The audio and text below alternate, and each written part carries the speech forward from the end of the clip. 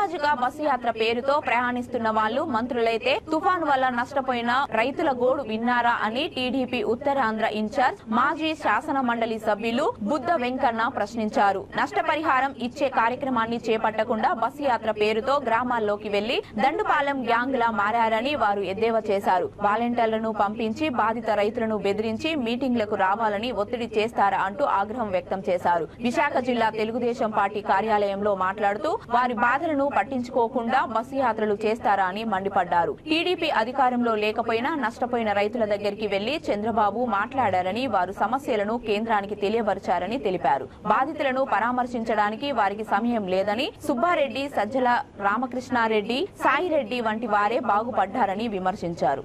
బాధితులను పరామర్శించడానికి నీకు టైం లేదు, ఒక్కసారి వచ్చిపో మెరుపుతీగా అని రైతులందరూ కూడా నిన్ను పిలుస్తున్నారు. ఎందుకు నువ్వు రైతులంటే నీకు వ్యతిరేకం? అసలు ఈ రాష్ట్రంలో ఎవ్వరూ బాగుండకూడదు, వ్యాపారులు బాగుండకూడదు, ఆ కూలీలు బాగుండకూడదు, భవన కార్మికులు బాగుండకూడదు. అసలు నీ పాదమే ఐరన్ పాదం. నువ్వు ఈ రాష్ట్రానికి ముఖ్యమంత్రి అయ్యావు. ప్రపంచవ్యాప్తంగా కరోనా వచ్చి 3 సంవత్సరాలు ఈ రాష్ట్రంలో జనజీవనం బయట నడవడానికి లేదు. అంటే నీ పాదం అలాంటిది. ఇంకొక 3 నెలలు ఉందనగా మొత్తం రైతులు మొత్తం నాశనం అయిపోయినట్టు తుఫాన్ వచ్చింది.